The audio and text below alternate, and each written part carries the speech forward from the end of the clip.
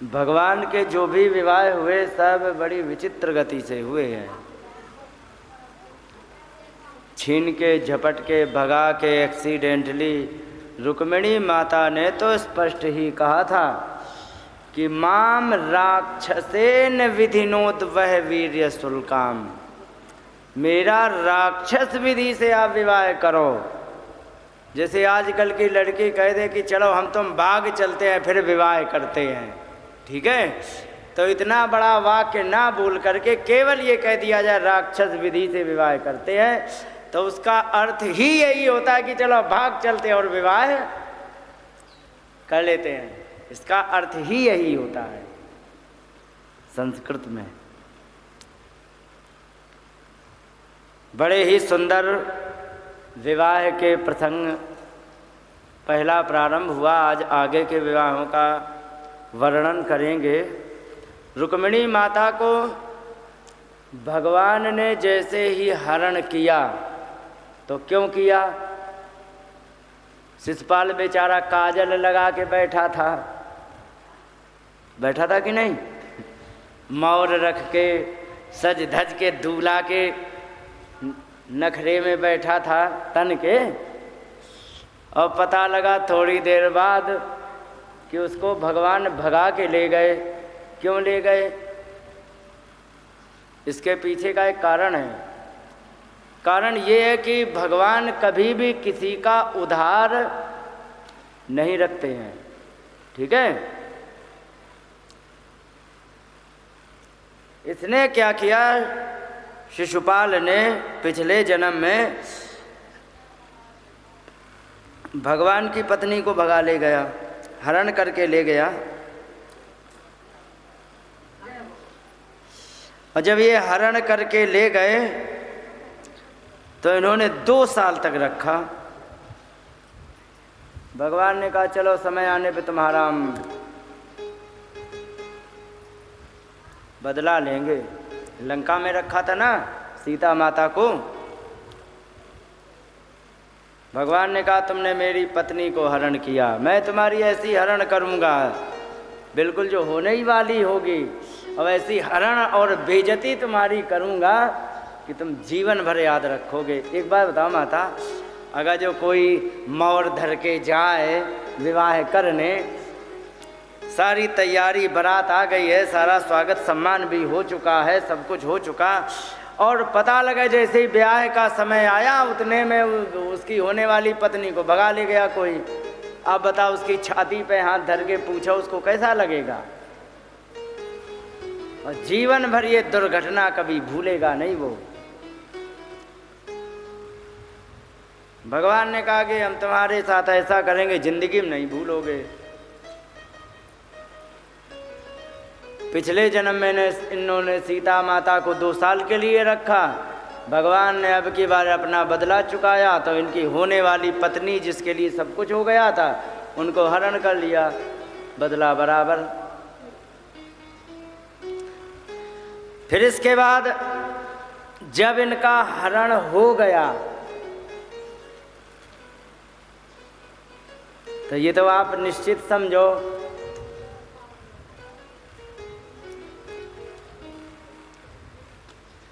कि उसकी दुर्दशा तो हो ही गई होगी, समझे? उसकी हालत तो खराब होनी ही थी।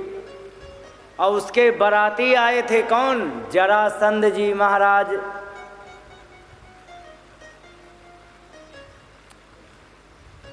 अब वे समझाने चले गए, क्योंकि बैठे थे बिल्कुल लू लगे आम की तरह। लू लगा आम देखा कभी? हाँ है?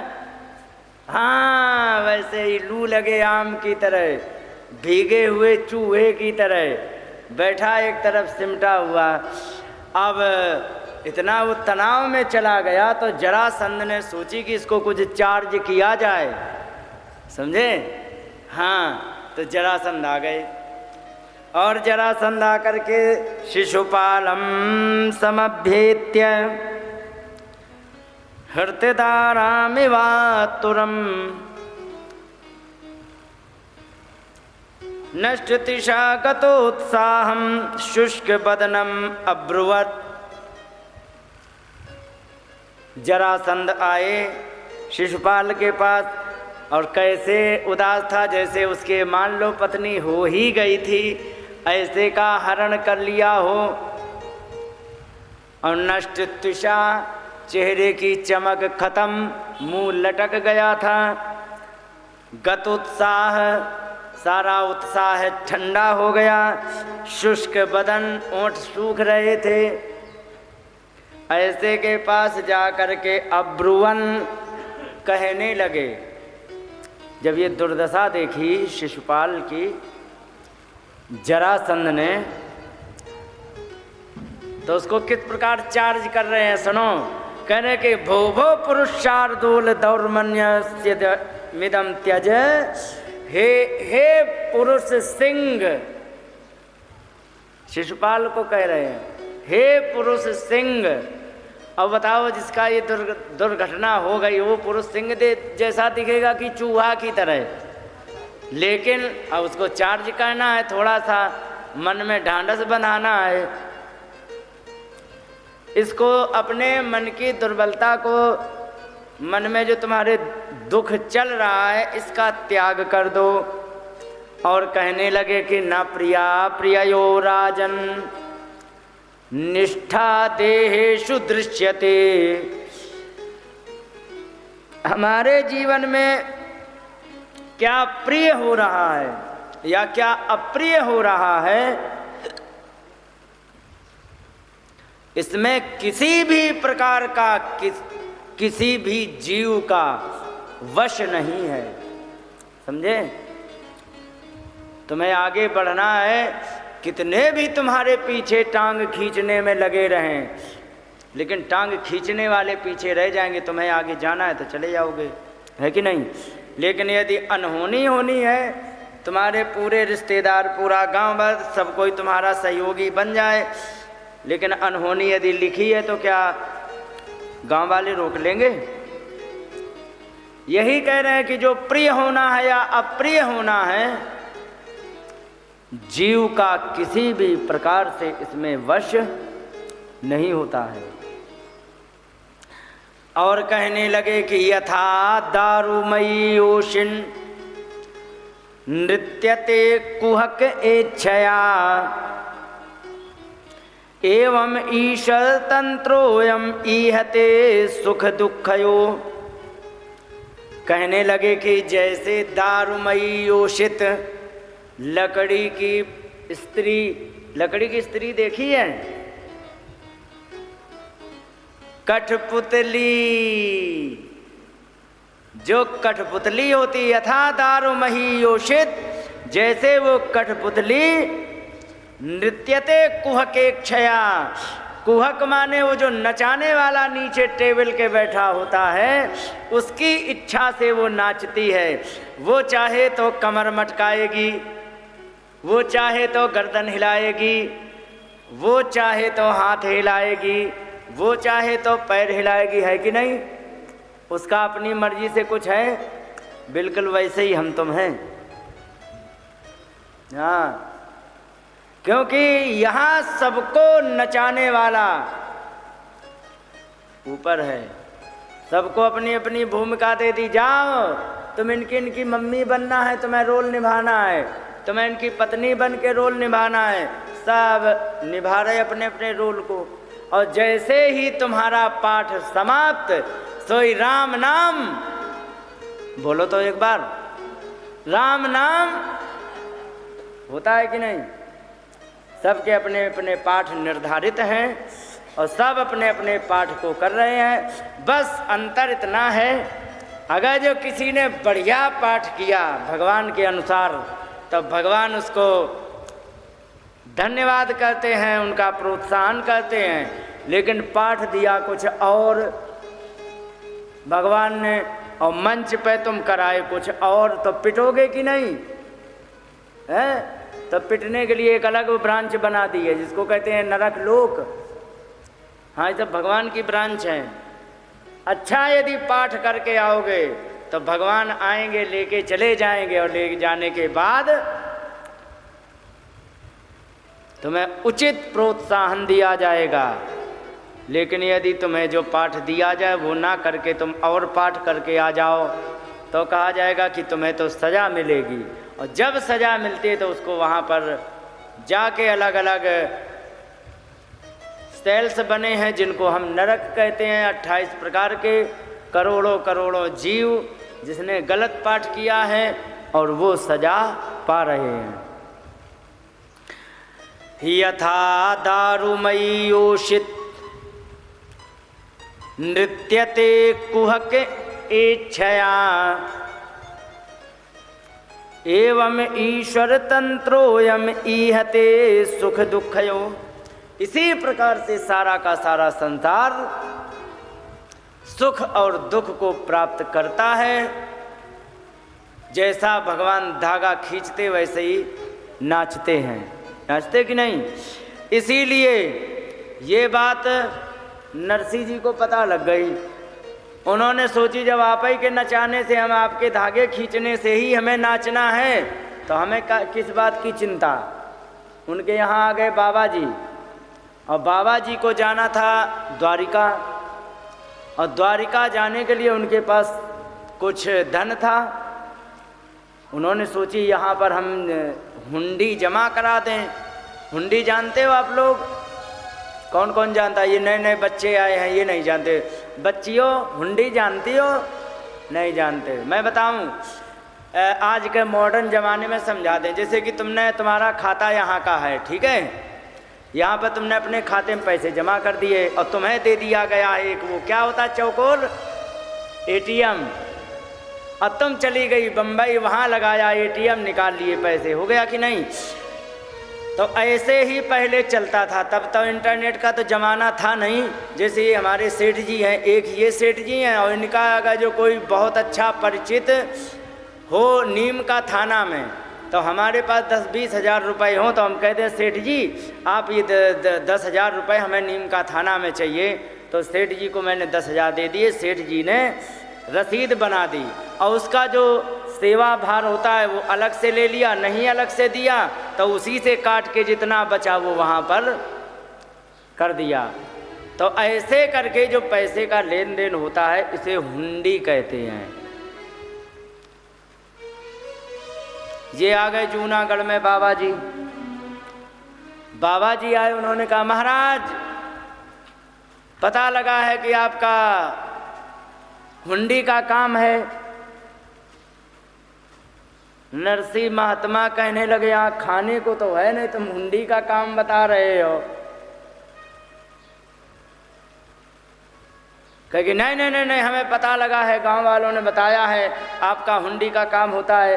कहेगी नहीं होता भगवान। अरे कहेगी अरे वाह क्या बात है, बड़े लोग जो होते हैं बड़े छोटे दीनहीन बन के रहते हैं, और वे अपनी वास्तविकता बता रहे थे, वे उनकी महानता समझ रहे थे कि अरे नहीं नहीं नहीं हमारे पास नहीं, क्योंकि जो बड़े होते वैसे ही बनते होते बहुत है, बनते छोटे हैं। नहीं नहीं नहीं, बहुत प्रयास किया, बहुत नरसिंह जी ने ये आफत टालने को, लेकिन वो टली नहीं।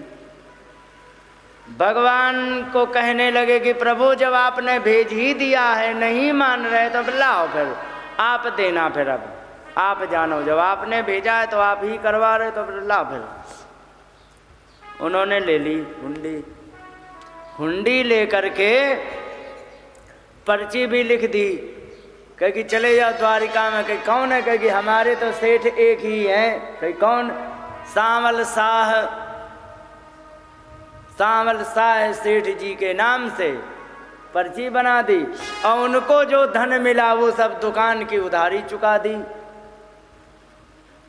क्योंकि वे इतनी संत सेवा करते थे कि कभी धन है कभी नहीं है, कभी है कभी नहीं है।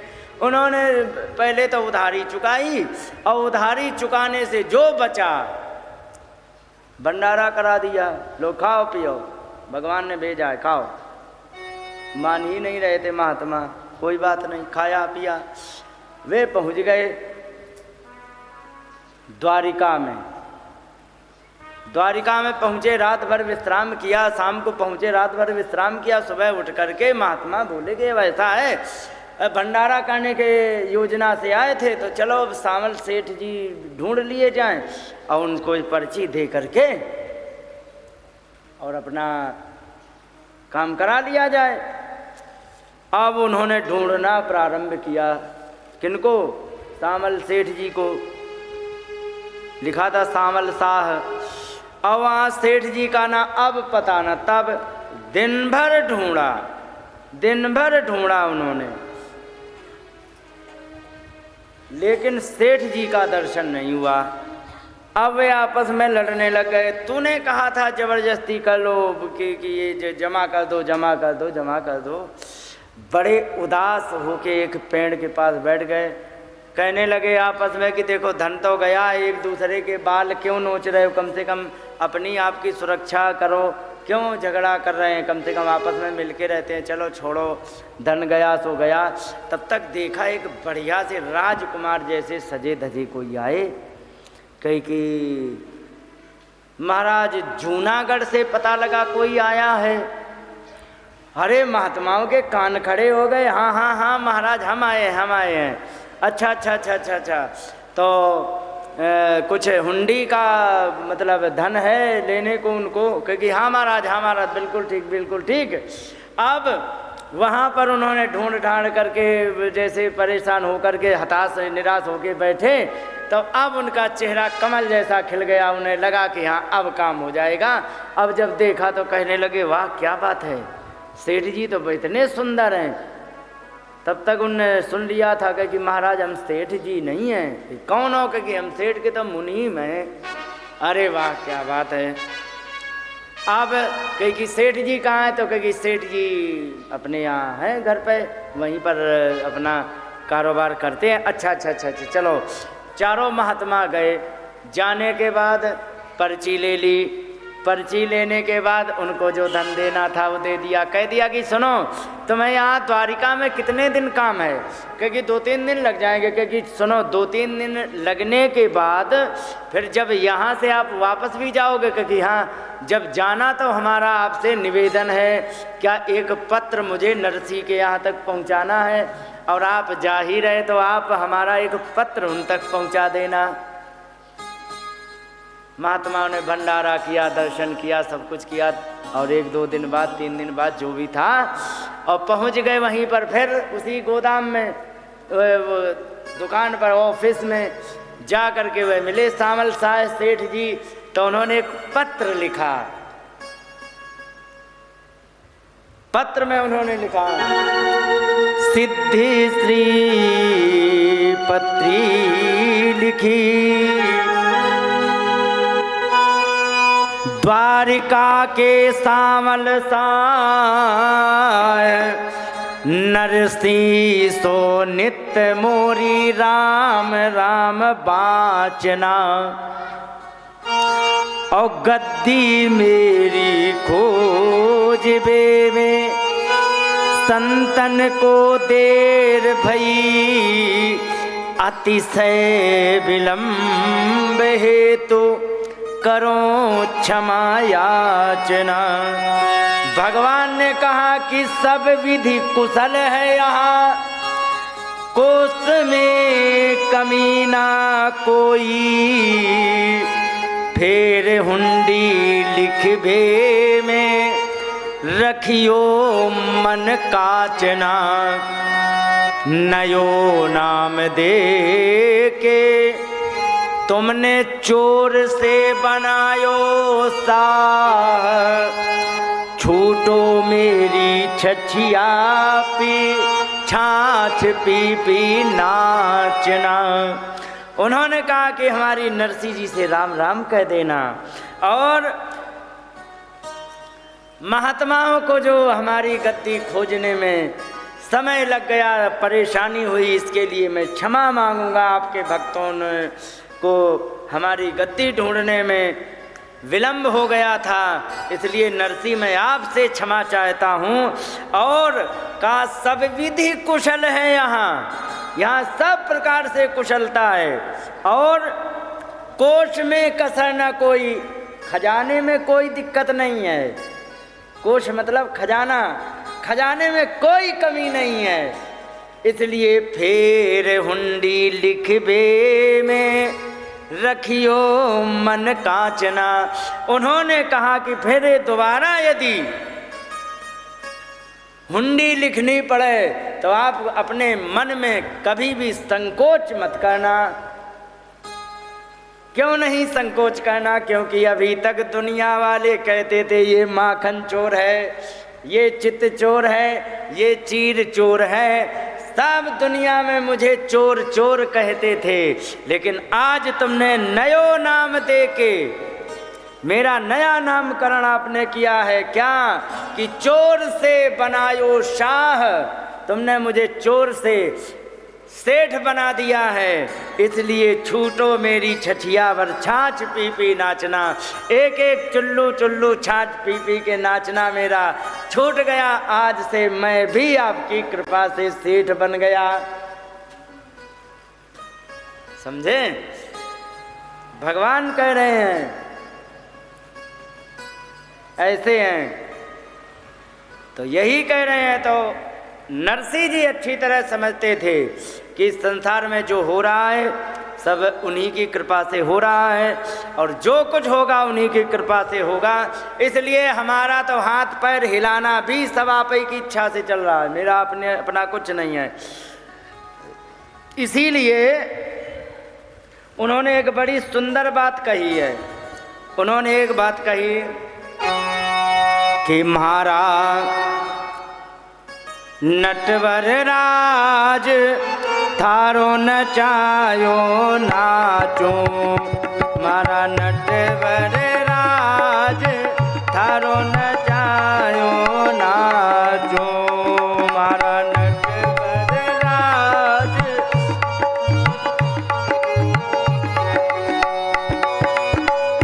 थारे घर में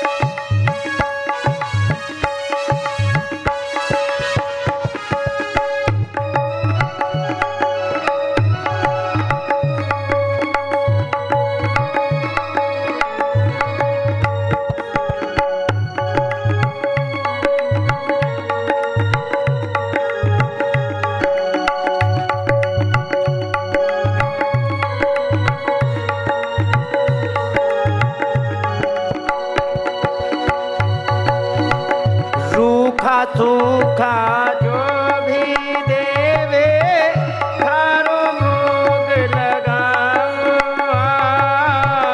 रूखा सूखा जो भी देवे थारो भोग लगाओ।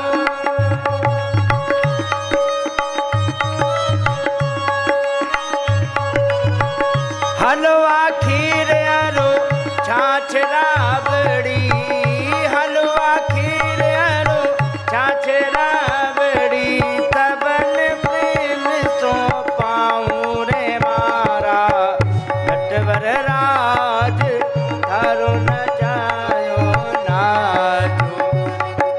नटवर राज थारो नचायो नाचो।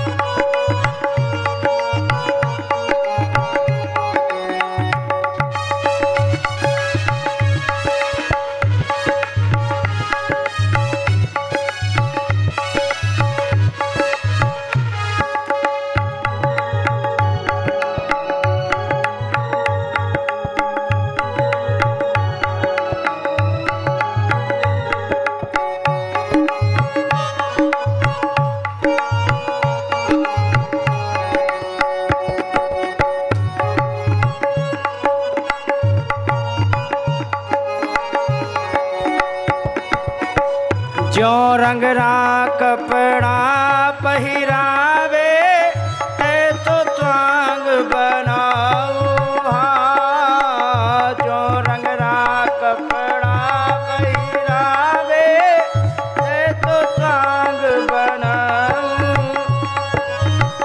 जैसे बोल बुलावे मुख तो जैसे बोल बुलावे मुख तो तैसी बात सुनाऊं रे मारा नटवर राज थारो न जायो नाचू।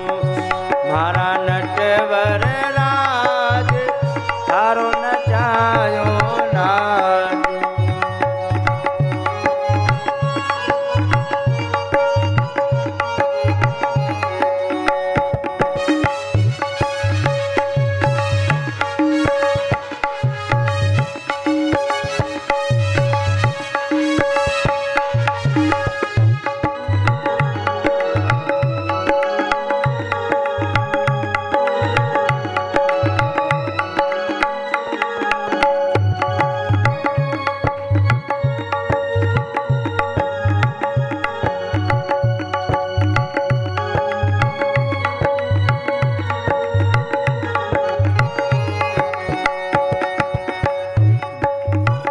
घर के प्राणी कहो न माने मन मन खुशी मनाओ।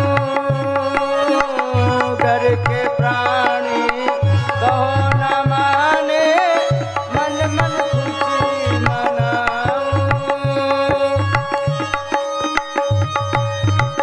थारे इन मंगल विधान में थारे इन मंगल विधान में मैं क्यों राग अणाऊं रे मारा नटवर राज थारो न जायो नाचो।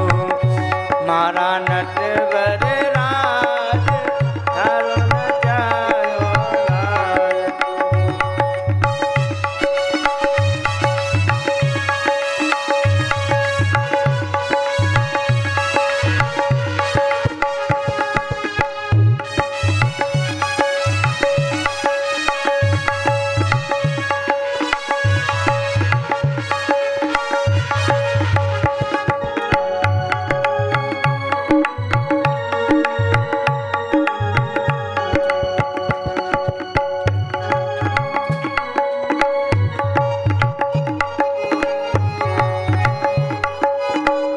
जो तू ठोकर मार गिरावे लकड़ी जो गिर जाऊं। जो तू ठोकर मार गिरावे लकड़ी जो गिर जाऊं। जो तू माथे पे बैठा रे माथे पे बैठा रे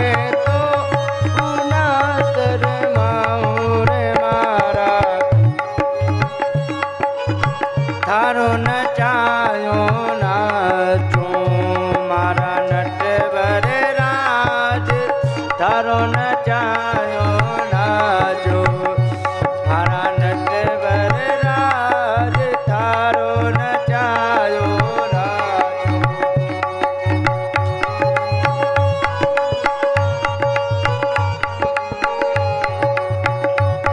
मारा नटवर राज थारो न जायो नाचो। मारा नटवर राज थारो न जायो नाचो।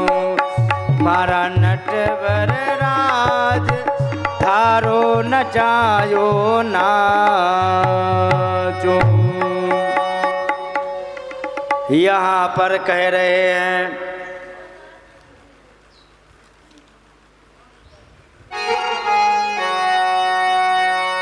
एवं ईश्वर तंत्रोयम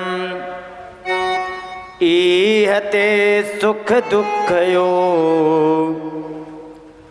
सारा का सारा संसार ईश्वर के अधीन है और सुख दुखयो ईहते, सुख और दुख को प्राप्त करता है।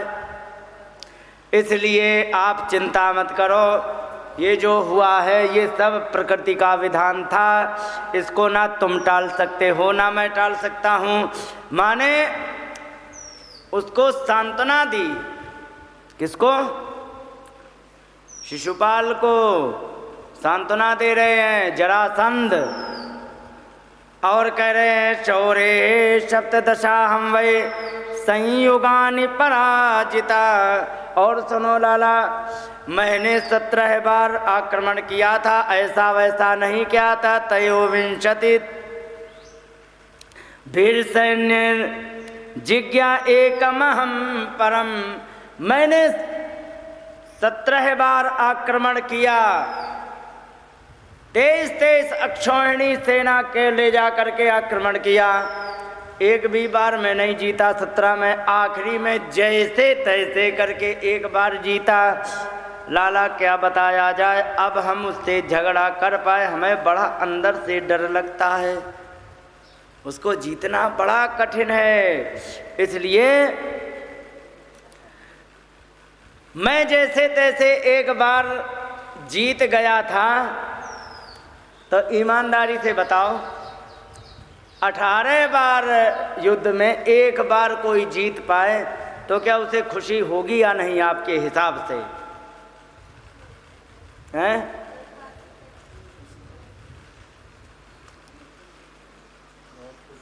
17 बार दुर्दशा हुई है उसकी, और आगे वर्णन आएगा। यहाँ से रथ से आया है और पैदल गया, यही बात रो रहा है वहाँ खड़े होकर शिशुपाल जी के पास, कह रहे हैं मैंने 17 बार युद्ध को हारा 23 अक्षौहिणी सेना के साथ, जैसे तैसे एक बाद मैं जीता, वो भी ब्राह्मणों की कृपा से, वो भाग गए थे। लाला अब हमारी दोबारा उससे झगड़ा करने की कोई इच्छा नहीं है। और दूसरी बार मैं 17 बार हार गया, फिर भी मैं तथापि हम न सोचामी, उसके लिए न कोई हमें दुख भी नहीं होता है, और न प्रहस्यामी कर ही चित, और एक मैं आखिरी में जीत गया तो उसके लिए मैं प्रसन्न भी नहीं होता हूँ। इसलिए कालेन दैवयुक्तेन जानन विद्रावितम जगत, ये काल जो है, जो देवता के द्वारा चलाया जाता है, उसी के द्वारा ये सारा का सारा संसार इधर उधर चलाया जाता है। ब्याह के पहले लड़की को पता भी नहीं होता हमें किस गांव जाना है ना? अब ब्याह हो जाता तो वो उस गांव की हो जाती है, होती कि नहीं? ऐसे ही ये सब का सब निर्धारित होता है प्रकृति के द्वारा, किसको कहाँ जाना है, कैसे जाना है, कैसे घर में जाना, सब कुछ निर्धारित है। आगे कह रहे अधुनापि वयम सर्वे वीर यूथ पराजिता फल्गुस्त्र यदुभि कृष्ण पालित। कह रहे कि मैंने इतनी भारी सेना, 23 अक्षौहिणी सेना बहुत बड़ी सेना होती है, इतनी सेना को ले जा करके और थोड़े से मुट्ठी भर यदुवंशियों ने हमें जीत लिया। क्या बताया जाए, क्योंकि आज रिपो जिज्ञोधुना काल आत्मन सारिणी, ये जो काल है ना आज उनके अनुकूल है। ठीक है, युद्ध करोगे हार जाओगे, क्योंकि समय जो है आज उनके साथ काम कर रहा है, हमारे साथ काम नहीं कर रहा। इसीलिए इतनी भारी सेना को ले जाने पर थोड़े से यदुवंशी, मुट्ठी भर यदुवंशियों ने मुझे जीत लिया। क्यों जीत लिया? ये सब का सब काल का निर्धारित किया हुआ है। आज काल उनके अनुकूल चल रहा है, इसलिए सब कर रहे हैं। जिस दिन इनका प्रतिकूल होगा उसी दिन हम इनको जीत लेंगे। यही बात कही, यदा वयम विजेष्यामो यदा काल प्रदक्षिणा, उस समय मैं भी जीत लूँगा जब मेरा समय मेरे दाहिने हो जाएगा। दाहिने का मतलब समझते हो? हमारे गांवों में कहावत कही, आज कई देवी दाहिने थी। दाहिने का मतलब अनुकूल। जब मेरा समय मेरे अनुकूल हो जाएगा उस दिन इनको हम बताएंगे। आज थोड़ा शांति रखो, थोड़ी प्रतीक्षा करो अच्छे समय आने की, और फिर हम इनको धूल चटाएंगे। ये क्यों कह रहे हैं? जैसे आजकल बच्चे को कोई लग जाता है या कोई बच्चे आपस में लड़ जाते हैं तो माता पिता क्या कहते, लाला तुम चुप हो जाओ, अभी जा कर के थोड़ी देर बाद हम उसे मारेंगे, तुमसे ज़्यादा मारेंगे, तो बच्चा शांत हो जाता। वही प्रक्रिया अपनाई जा रही है कि लाला चिंता मत करो, अभी तो अपना समय ठीक नहीं है, और जैसे ही मेरा समय आएगा हम उनको बता देंगे। एवं प्रबोधितो मित्र चैद्योगात सानुगापुरम। और इस प्रकार से मित्रों के द्वारा जब समझाया गया तो चैद्य माने वो शिशुपाल मुंह लटकाए हुए अपने नगर के लिए निकल गया। हत शेषा पुनस्तेपि ययु संपुरम नृपः। और जो भी बच गए थे अराती बराती व्यवहारी, वो भी अपने अपने घर के लिए धीरे धीरे निकल पड़े। ठीक है, निकल गए, कोई बात नहीं। इस प्रकार से जब उसको समझाया और ये सब चले गए, अब यहाँ पर कह रहे हैं कि सुनो, अब इतनी बात सुन करके जैसे ही पता लगा रुक्मी को, ये तो तुरंत हवा की तरह बात फैल गई थी। तो यहाँ रुक्मी ने जैसे ही पता लगा था कि रुक्मिणी जी का हरण हो गया, तो तुरंत रुक्मी तैयार हो गया अपने शस्त्रों को लेकर के, और वहीं कहने लगा, प्रतिज्ञा लेने लगा, आहत्वा समरम कृष्ण प्रत्युवच रुक्मिणी। और मैं कृष्ण को युद्ध के मैदान में, आहत्वा समरे कृष्णम, युद्ध के मैदान में बिना मारे कृष्ण को और रुक्मिणी को प्रत्यूह वापस लाए। कुंडिनम न प्रवेक्षामि, इस नगर में कुंडनपुर में नहीं प्रवेश करूंगा। सत्य में तद ब्रवीमि वह।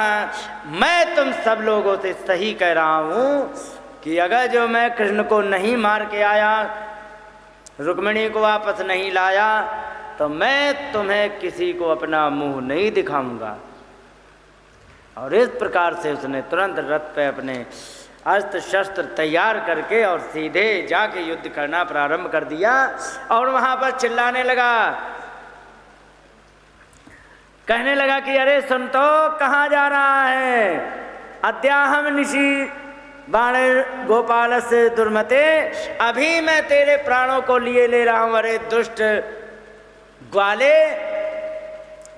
नेशे वीर मदम ये न स्वसा में प्रसवम हरता, अभी तेरे घमंड को मैं चूर चूर कर दूंगा।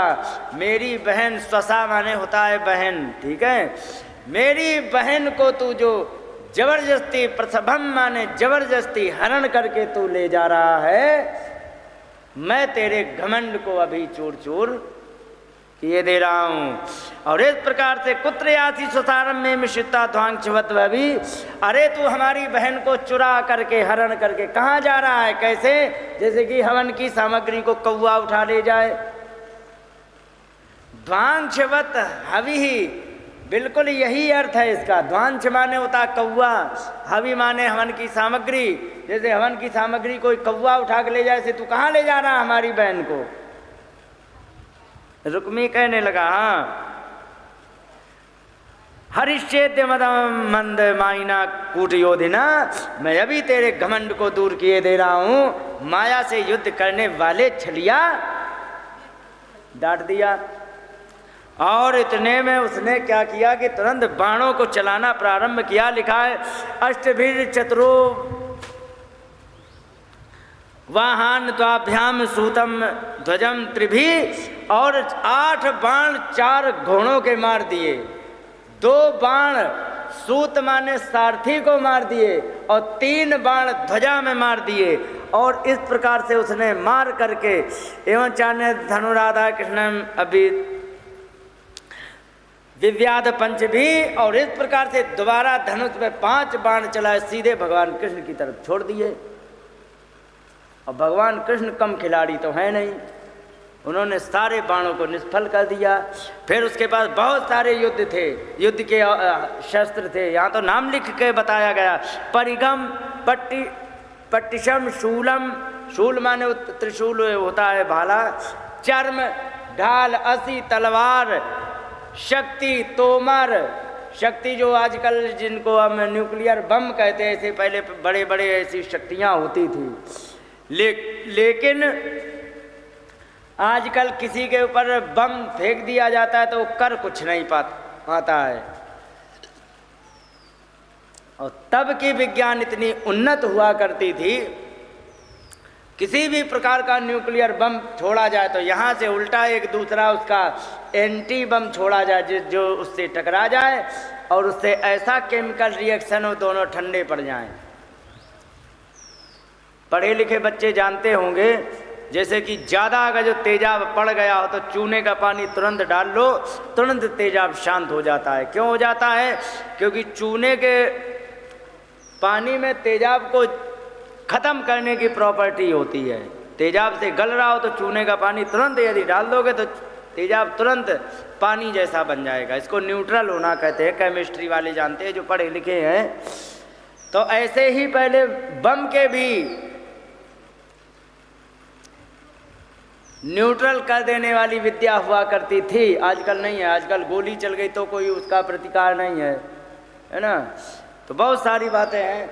इस प्रकार से उसने जा करके भगवान कृष्ण पे हमला बोल दिया और हमला बोल करके, और यहाँ पर ये इसको अभिमान ज़्यादा था कि मैं बहुत बड़ा वीर हूँ, योद्धा हूँ, और था नहीं, अभिमान था।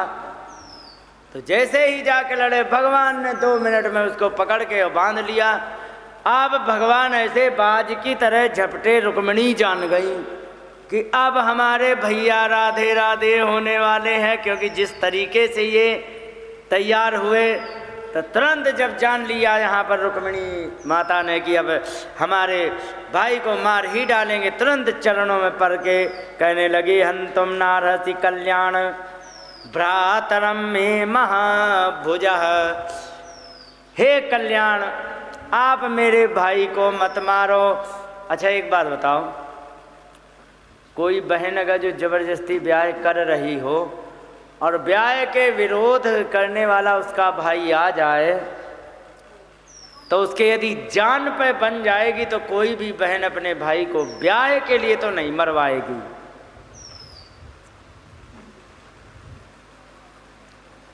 कहने लगे कि भगवान हमारे ब्याह में, मेरे जीवन में कलंक लग जाएगा बहुत बड़ा। कि क्या? क्योंकि बहन ने अपनी खुशी का विवाह करने के लिए अपने भाई को मरवा डाला। लगता कलंक कि नहीं? भगवान से कहा, क्या मुझे कलंक देना चाहते हो? भगवान ने कहा ठीक, कोई बात नहीं, हम नहीं मारेंगे। और इसके बाद उसको पकड़ तो लिया ही था बिल्कुल चूहे की तरह, और जैसे ही चूहे की तरह पकड़ा था तो यहाँ पर तुरंत कपड़ों से लिखा, चैलेन बद्धात तमसाधुकारिणा। उस रुक्मी को कपड़ों से बांध करके और वो दुष्ट कार्य करने वाले ऐसे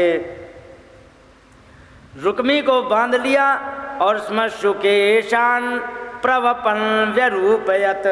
और पकड़ कर जिस समय बांध लिया, बांध करके स्मश्रु माने दाढ़ी मूछें उल्टी सीधी काट दी, ठीक है। और इसके बाद तावन ममर्दु पर सैन्यमद्भुतम यदु प्रवीरा नलिनी यथा गजः। और यहाँ से कल बता ही दिया था कि बलराम भी आए थे और यहाँ पर युद्ध होने लगा तो सेना आ चुकी थी चारों तरफ से रुक्मी की, क्योंकि अकेले तो दौड़े नहीं थे, सेना भी साथ में थी। तो यहाँ से आ रहे थे बलराम, उनकी भी सेना थी। तो सेना भगवान की तरफ आक्रमण करने जा रही थी, तब तक यहाँ सेना से घेर लिया। सेना को थोड़ी ही देर में चुटकी बजाते सेना समाप्त। रुक्मी की अब अकेला, और अकेला भी, और यहाँ भगवान ने बांध रखा था, ऊपर से दाढ़ी मूछें काट दी। इतने में बलराम उनके पास पहुँच गए और डांटने लग गए भगवान कृष्ण को। कहने लगे, अरे राम राम राम, तुमने ये क्या किया? असाध्युदम त्वया कृष्ण कृतमस्म जुगुप्सितम। तुमने बहुत निंदनीय कर्म किया है, अनुचित कर्म किया है। अरे अपना रिश्तेदार था, जैसा भी हो वैसा। वपनम श्मश्रुकेशानाम वैरूप्यम सोर्दो बधा, अपने रिश्तेदार का अपमान कर देना, दाढ़ी मूछें उल्टी सीधी काट देना, अपमान कर देना, अपने रिश्तेदार का वध जैसा होता। तुमने ये कर्म तुमने कर दिया, बहुत अनुचित कार्य तुमने किया है। पहले दाढ़ी मूछें उल्टी सीधी काट देना अपमान होता था कि नहीं? और एक जमाना वो था कि किसी भी स्त्री के यदि बाल काट दिए जाते थे तो उसका सबसे बड़ा अपमान होता था स्त्री का। लेकिन आजकल वो जमाना आया है कि बैठ के नाई की दुकान पे अच्छी तरह से अपमान कराती हैं, बैठ के देखना यहाँ कट गए, अभी यहाँ से ढंग से अपमान नहीं हुआ, यहाँ से और काट दो, इधर रह गया, इधर भी अपमान नहीं हुआ, यहाँ पर भी अपमान कर दो थोड़ा, होता है कि नहीं? और दाढ़ी मूछों की बात सुनो, आज पहले दाढ़ी मूछें एक जैसी होना उचित था, आजकल देख लो जैसे कि ऊसर में बो दिया जाए, कहीं कहीं उग जाए, कहीं कहीं मैदान, होता है कि नहीं? हाँ, पता लगे सारी दाढ़ी वैसी है, बीच में थोड़ी सी लगता है जैसे पत्थर मार दिया हो तो काला पड़ गया है, होता है कि नहीं? उल्टे सीधे कर्म करना आजकल फैशन बन गया, ये आजकल फैशन में आ गया। जो कर्म निंदनीय होते थे, ये जो लटकी है ना छोटी सी दाढ़ी बना के वो चलते हैं, ये एक अपमान में भृगु महात्मा को शंकर भगवान का अपमान हुआ था तो इन्होंने भी खिल्ली उड़ाई थी शंकर भगवान की। तो शंकर भगवान ने कहा था कि तुम्हारी बकरे की दाढ़ी लग जाए ताकि तुम्हारी पहचान दिखाई पड़े कि तुमने कोई कुकृत्य किया है। आजकल सब वैसे ही बनाए घूम रहे, फटे कपड़े पहनना दरिद्रता का सबसे परम लक्षण होता है, और फटे कपड़े पहनता रहे व्यक्ति दरिद्री ना हो तो हो जाए, क्योंकि उससे लक्ष्मी रूठ जाती है। लेकिन आजकल वारे फैशन, फटे फटाए कपड़े भी बिकने लग गए, कहीं क्या है साहब, कहीं फैशन है, वाह। तो ये चीजें हैं, जमाना बदल गया है, इसीलिए हर व्यक्ति आज दुखी है। मालूम है क्यों? जो शास्त्र ने कहा उसके बिल्कुल उलट काम किया जाता है, समझे? और इसीलिए सभी लोग दुखी हैं। इसके बाद यहाँ पर पहले कृष्ण को डांट दिया कि तुमने ऐसे रिश्तेदार को ऐसे अपमानित करना, ये बहुत निंदनीय कर्म तुमने किया है, ऐसे तो रिश्तेदार का मरना हो गया। इसके बाद तुरंत खड़ी थी रुक्मिणी, उनसे कहने लगे कि सुनो, मैवास्मन साध्व सूये था भ्रातृवैरूप्य चिंतया। हे साध्वी, आप अपने भाई के कुरूप होने की चिंता करके हमारे परिवार से ईर्ष्या मत करना, समझे? ध्यान रखो, अगर जो कोई माता किसी से बदला लेने पर उतर आवे तो पूरे वंश का नाश कर देती है, ध्यान रखो। और अगर जो अपने ही घर की, अपने घर का नाश करने में लग जाए, फिर दुनिया में उसे कोई उबार नहीं सकता है। यही बात बलराम जी ने कहा कि हे साध्वी, आप हमारे परिवार पर कभी भी ईर्ष्या मत करना, क्योंकि आप ईर्ष्या करोगे हमारा तो सत्यानाश वैसे ही हो जाएगा। सुख दुख दोना चान्योस्ति यथा सुकृत भुक्पुमान। सुख और दुख देने वाला कोई दूसरा नहीं होता है, जो कुछ होता है वो सब अपने द्वारा किए हुए कर्मों का परिणाम होता है। इसलिए तुम्हारे भाई को जो सजा मिली है वो अपने किए कर्मों की सजा। इसके बाद तुरंत फिर भगवान को डांटने लगे, बंधुर्वधार दोषोपि ना बध्यो वधम अर्हति। अगर जो अपना कोई रिश्तेदार है सच में मार देने वाले ही उसने कर्म किए हैं, फिर भी अपने रिश्तेदार को मारा नहीं जाता है। इसलिए तज सैने व दोषेण हत किम हन्यते पुनः, और वो अपने ही दोष के कारण ही वो मारा जाएगा। और ऐसे अपने दोष के कारण जो व्यक्ति स्वयं मर गया हो तो उसे मरे मराए को क्या मारना। इसने तो इतना बड़ा दोष वैसे ही किया था कि मारने लायक था, तो मर तो वैसे ही गया अपने अपराध से ही। अब मरे हुए को तुम क्यों मार रहे हो। इसके बाद फिर रुक्मिणी जी के तरफ देखा, कहने लगे क्षत्रियाणामयम धर्म प्रजापतिर्विनिर्मितः, कहने लगे कि प्रजापतियों के द्वारा क्षत्रियों का यही धर्म बताया गया है कि भ्रातापि भ्रातरम हन्याति येन घोरतमस्ततः, भाई भाई में आमना सामना हो जाए तो वो भी एक दूसरे को मार डालते हैं। बड़ा भयंकर क्षत्रियों का धर्म होता है। इसलिए कभी भी हमारे परिवार से आप ईर्ष्या मत करना। इस प्रकार से जब समझाया और कृष्ण से कहने लगे कि सुनो, मैं मानता हूँ कुछ लोग धन के बल के ज्ञान के अभिमान में किसी का अपमान कर देते हैं, अपमान कर देते हैं, तो नहीं चाहिए है ऐसा कि उसका भी अपमान कर दिया जाए और उसका वध कर दिया जाए। अरे वो अपने दोष से ही मर जाएगा, तुम्हें मारने की क्या ज़रूरत है।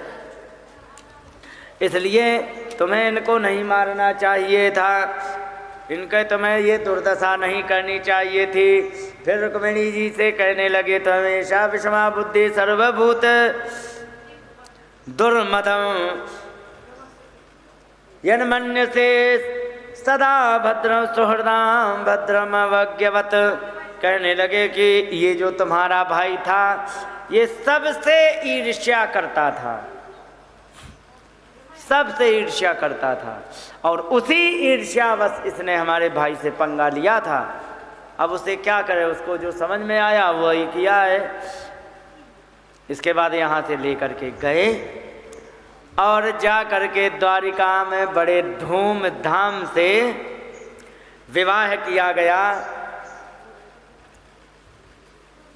यहाँ पर भगवान ने इसको छोड़ दिया था रुक्मी को, तो इसने सच में अपनी बात रखने के लिए चक्रे भोजकटम नाम निवासाय महत्पुरम, एक बहुत बड़ा नगर बनाया जिसका भोजकट नाम था, क्योंकि कुंदनपुर में जाने के लिए मना कर दिया था कि बिना कृष्ण कुमारी बहन को लिए हम आएंगे नहीं। तो सच में कृष्ण को तो मार नहीं पाया, बहन को ला नहीं पाया, इसलिए वहाँ पर गए नहीं। एक नया नगर बसाया और इस प्रकार से आत्मा दुर्मति कृष्ण प्रत्युह यवीयसीम, और